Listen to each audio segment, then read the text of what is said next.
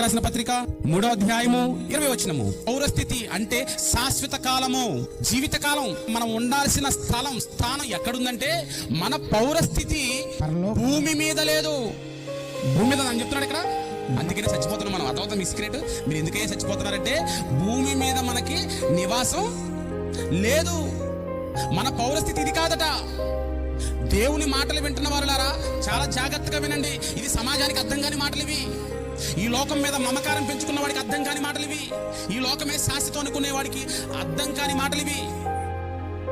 ఈ జీవితం తర్వాత మరో లోకం లేదని నమ్మేవాడికి అర్థం కాని మాటలు ఇవి. కనుక మీరైనా మనమైన వాక్యం వింటున్నాం, మీరైనా చాలా జాగ్రత్తగా ఆలోచించండి. దేవుడు నమ్మనవాడు అలాగే బ్రతుకుతున్నాడు.